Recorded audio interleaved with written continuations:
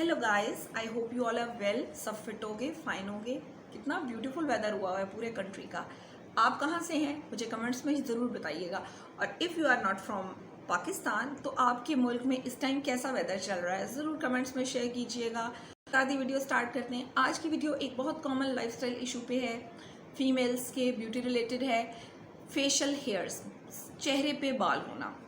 चेहरे पे बाल होने की सबसे पहले क्या वजूहात होती हैं? देखिए, पहली बात यह है कि चेहरे पे बाल होना इज़ टोटली नॉर्मल, और हमने इसको थोड़ा सा नॉर्मलाइज भी करना है। फेशियल हेयर्स होना नॉर्मल है, लेकिन अगर वो मोटे हो गए हैं या बहुत थिक हो गए हैं या उनकी मर्दाना साख्त हो गई है तो फिर उसकी क्या वजूहात हैं? उसकी वजह सबसे पहले आपकी मरूसी हो सकती है, आपकी नानी दादी के चेहरे पे या उनकी वालदाओं के चेहरे पे बाल होंगे। इसी तरह आपको भी विरासती तौर पे ये चीज़ मिली और अब आपके चेहरे पे बाल हैं। दूसरा रीज़न होता है हार्मोनल डिस्टर्बेंस। आपके साइकिल्स कुछ इस तरह से डिस्टर्ब हैं, कुछ खुराक या ओबेसिटी, मोटापे की वजह से भी आपके हार्मोनल डिस्टर्बेंस आती है, तो आपके चेहरे के बाल मोटे होना शुरू हो जाते हैं। और जब आप बच्चियां प्यूबर्टी हिट कर रही होती हैं 11, 12 या 13 साल की उम्र में, जैसे ही तब भी जब हार्मोनल एकदम चेंज आता है तो एट टाइम्स कुछ बच्चियों के थिक बाल आ जाते हैं। ठीक है। तीसरी चीज़ जो होती है, होता ही है कि बाज़ दफ़ा एक आध हम लोगों का कोई बाल आता है और उसको हम इस तरीके से रिमूव करते हैं कि फिर उसके आसपास बाल बढ़ना और आना शुरू हो जाते हैं। तो ये कुछ वजूहात हैं जिनकी वजह से आपके चेहरे पे बाल आते हैं। बात कर लेते हैं कि इनको रिमूव कैसे करना होता है, इनसे छुटकारा कैसे पाना होता है। देखिए, फेशियल हेयर्स होते हैं और रहते हैं, इनसे आप कंप्लीटली तौर पर कभी भी छुटकारा हासिल नहीं कर सकते। ये है एक सीधी सी साफ बात। इवन कि आप लेज़र करवाने भी जाएं, जो कि सबसे टॉप नॉच तरीका है, तो उन डॉक्टर्स ने भी आपको ये कहा होता है कि हेयर रिडक्शन हो जाएगी, हेयर ख़त्म नहीं होंगे, दे विल रिड्यूस, वो कम हो जाएंगे, और ऐसा ही होता है। ठीक है, तो ये तो हो गई सारी बातें। अब कौन कौन से तरीके हैं? सबसे पहला होता है तरीका थ्रेडिंग का, बहुत आम है। धागे के थ्रू आप जो है अपने फेस के बाल रिमूव करते हैं। उसमें यह है कि मैं आपको, मेरी रिकमेंडेशन ये होती है कि आप अपर लिप्स और आईब्रोज तो थ्रेड करा लें, लेकिन जब आप थ्रेडिंग अपनी चिन पे करते हैं या अपने साइड पे जो बहुत बारीक फेशियल हेयर्स होते हैं इन पे करते हैं, तो उससे ये होता है कि दानों का, दाग धब्बों का इशू हो सकता है। और सबसे जो इसमें इशू है, ये बहुत पेनफुल होता है। आईब्रोज अपर लिप्स करा लें अगर कराना चाहते हैं, लेकिन साइड्स पे थ्रेड ना ही कराएं तो बेहतर है। मैंने कभी भी किसी थ्रेडिंग वाले बंदे की स्किन को बहुत स्मूथ सॉफ्ट नहीं देखा। क्या आपने थ्रेडिंग, फेस थ्रेडिंग करते हैं और आपकी स्किन अगर स्मूथ रहती है तो मुझे कमेंट्स में बताइएगा कि आप क्या तरीक़ेकार इख्तियार करते हैं। ठीक है। अच्छा, उसके बाद नेक्स्ट तरीका आता है वैक्सिंग का। वैक्सिंग जो है वो बहुत ज़्यादा हाइप में भी है, बहुत इसका बेनिफिट बताया जाता है, क्योंकि बाल बिल्कुल जड़ से बाहर निकल आता है ना, और जड़ से बाहर निकलता है तो चूंकि फिर उसका दोबारा से फॉलिकल से ग्रो होना, बनने में काफ़ी टाइम निकलता है। तो चूंकि काफ़ी आपका 2 हफ्ते से 3 हफ्ते आपके निकल जाते हैं हेयर फ्री। और जो लड़कियां, फीमेल्स बहुत हेयरी होती हैं, जिनके बहुत ज़्यादा बाल होते हैं, उनके लिए एक बहुत पुरसकून तरीका होता है वैक्स का। लेकिन वैक्स का एक नुकसान है कि उससे आपकी स्किन सैगी हो जाती है, इतने प्रेशर से खिंचवा खिंचवा के स्किन।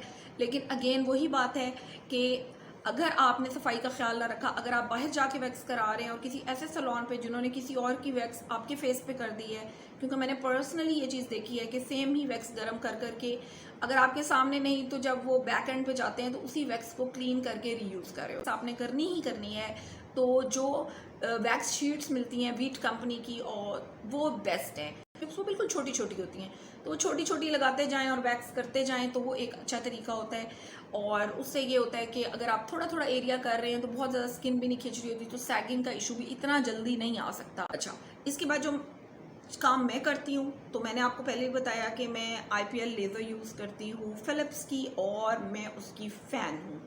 रिव्यू मैंने उसकी एक वीडियो मैंने बनाई थी जिसमें जो मैंने आपको बताया था मेरे पास कौन सा मॉडल है और उसको मैं यूज़ कर रही हूँ। और आप यकीन करें कि 1 महीना हो गया, my face is totally hair free. और मैंने अपने हेयर किससे रिमूव किए थे? मैं, जब आप लेज़र कर रहे होते हैं तो आप जो हेयर रिमूवल है वो आप रेज़र से ही कर रहे होते हैं। तो वो रेज़र्स ये हैं, टिंकल रेज़र्स, जिनसे मैं अपने हेयर रिमूव करती हूँ लेज़र से पहले। अच्छा, अब बहुत सारे लोग जो हैं लेज़र मैसेज जो हैं वो लेज़र मशीन्स अफोर्ड नहीं कर सकते, ये एक ट्रूथफुल बात है। और लेज़र के बारे में मैं आपको बता दूं कि लेज़र परमानेंट हल नहीं होता। आप 7-8 सेशंस लेंगे कि ग्रोथ बहुत कम हो जाती है। लाइक 70% कम हो जाती है। लेकिन जो 30% बाल हैं जब वो इकट्ठे होते हैं और जब वो बढ़ते हैं तो वो काफ़ी हेयरी लुक देता है आपको। और मैंने ये देखा कि लेज़र जिस एरिया की आप कराते हैं वो आपके बाल रेज़र के थ्रू रिमूव करते हैं। सबसे बड़ा मैं मिथ बस्ट कर दूं, जो बड़े बड़े यूट्यूबर्स ये बता के कह रहे हैं कि आप जब टिंकल रेज़र से बाल रिमूव करते हैं तो आपके हेयर ग्रोथ नहीं होती थिक, तो हेयर ग्रोथ थिक होती है, ठीक है। बाद लोग कहते हैं कि आपने चूंकि बिल्कुल बाल जो है वो अंदर जड़ से नहीं निकाला, इसलिए जब वो आ रहा होता है तो वो मोटा आ रहा होता है। ये तमाम बातें एक तरफ रख के I am giving you a very genuine opinion. ये आप यूज़ करते हैं, बाल थिक आता है एंड, ठीक है। अब आपको रेज़र यूज़ करनी है या नहीं। अगर आपकी स्किन सेंसिटिव है तो आपने बहुत एहतियात से रेज़र यूज़ करनी है। बहुत सारे लोग कहते हैं कि स्किन को अच्छे से धो के, डिसइंफेक्ट करके, क्लेंस करके, साफ करके आपने बेयर स्किन को यानी कि खाली स्किन को रेज़र करना है। ये बिल्कुल गलत बात है। आप अपनी स्किन का बैरियर डैमेज कर लेते हैं, आपको पूरी तरह एक्नी होती है, आपको कट्स लगने के बहुत ज़्यादा चांसेस होते हैं। तो ऑलवेज या तो आपने फीमेल्स के लिए जो शेविंग जेल्स आती हैं या वो ही आप अप्लाई करें। बेस्ट जो है वो इसमें ये एलोवेरा जेल है।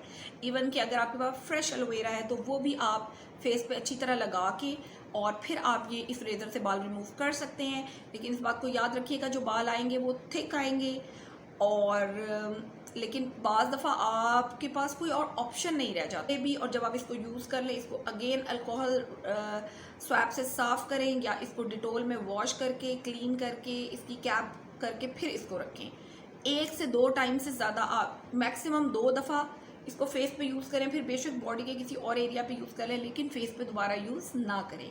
ये कुछ चीज़ें हैं जिनका आपने ख्याल रखना है, तो आप शेविंग बहुत सक्सेसफुली कर लेंगे क्योंकि ये हैसल फ्री है।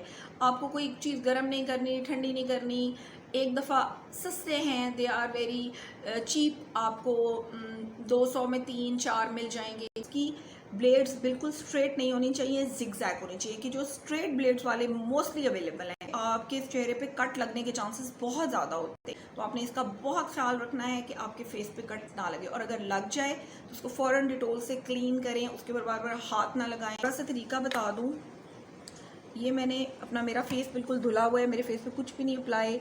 ये मैंने इसके ऊपर थोड़ा सा ये जेल अप्लाई की, थोड़े से एरिया पे मैंने ये डिटोल लिया हुआ है, इससे मैं अपना टिंकल रेज़र मैंने क्लीन कर लिया है। और अब मैं आपको बताऊंगी आपने इसको कैसे यूज़ करना है। स्किन को आपने बहुत लाइट सा ऊपर की तरफ स्ट्रेच करना है और 45 इस तरह, ना ऐसे रखना है ना ऐसे, ऊपर की तरफ आपने कभी भी शेव नहीं करना। बहुत जैसे आप वैक्स ऊपर की तरफ करते हैं कि बाल जड़ से निकले, never never use this way. इससे क्या होगा, इससे मैं बता दूं, आपके बालों की जड़ों को बम्प्स बन जाएंगे, आपको इनग्रोन हेयर होगा और फिर वो एक्नी बनेगी, पस होगी और ये इशू होगा। तो हमेशा नीचे की तरफ 45 डिग्री के एंगल पे छोटी छोटे पैचेस में एलोवेरा जेल लगा लगा के स्किन को अपवर्ड स्ट्रेच करके आपने इस तरीके से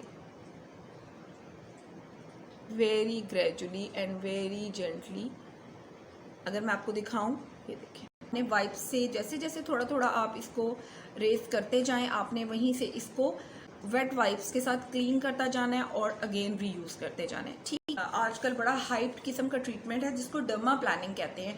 तो बहुत सारे लोग ये कहते हैं कि जब आप फेस रेजर यूज़ कर रहे होते हैं तो ये डर्मा प्लानिंग आप कर रहे होते हैं, तो आप ज़रूर करें। इससे आपकी स्किन की एक्सफोलिएशन, यस आपकी स्किन की एक्सफोलिएशन होती है रेज़र से। आपकी स्किन के ऊपर पिगमेंटेशन का इशू कम होता है, आपकी फेस की डेड स्किन लेयर्स रिमूव हो जाती हैं। फिर आप जो भी इसके बाद सीरम्स आप अप्लाई करेंगे, जो भी प्रोडक्ट मॉइस्चराइज करेंगे, बहुत deep down penetration, makeup application बड़ी स्मूथ हो जाती है, ठीक है। क्योंकि रफ़ पैचेस, जिन लोगों की स्किन पे रफ़ पैचेस होते हैं उसको ये बहुत हेल्पफुल करती है क्योंकि ऊपरली लेयर आपकी स्किन की उतर रही होती है। अब इसके बाद बाल हफ्ते 10 दिन में आ भी गए हैं, लेकिन फेस रेज़र आपने 10 to 15 डेज से पहले यूज़ नहीं करना होता क्योंकि इससे फिर आपकी स्किन का बैरियर अगेन तबाह हो सकता है।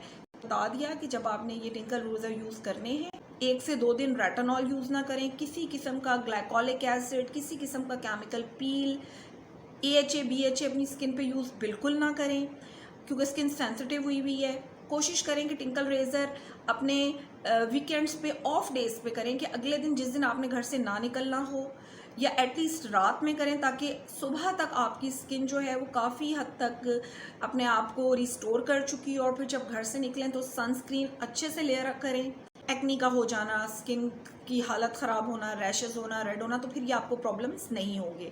और एक अहम टिप जो मैं आपको देना चाहूँगी, टिंकल रेज़र यूज़ करने के बाद आपने क्या करना है, आपने आधी चम्मच लेना है फटकड़ी का पाउडर, एलम का पाउडर, और इस आधी चम्मच में आपने तकरीबन 2 चम्मच के करीब नीम गर्म पानी में इस एलम को आप घोल लें, और इसके बाद इसको आइस क्यूब की ट्रे में या यूं ही जो है फ्रीज़र में रख लें। बर्फ़ की फॉर्म ले लें, आइस क्यूब से रब करना है, ठीक है। तो एक कूलिंग इफेक्ट आ जाएगा, क्योंकि फटकड़ी फिर आपके बालों की ग्रोथ को भी स्लो डाउन करेगी। और जब आपने हेयर रिमूव करने हैं, ये एलम वाला फटकड़ी वाला जो सोल्यूशन है, इसकी आइसिंग तो आपने करनी ही करनी है, क्योंकि ये आपके पोर्स को वेरी जेंटली क्लोज कर देती है, बालों की ग्रोथ को स्लो डाउन करती है, और फिर आपकी बालों की ग्रोथ ग्रेजुअली रिड्यूस होने लग जाती। अगर आपको आज की वीडियो पसंद आई हो तो ज़रूर सब्सक्राइब कीजिएगा, थम्स अप दीजिएगा, और मुझे अपनी दुआ में बहुत याद रखिएगा।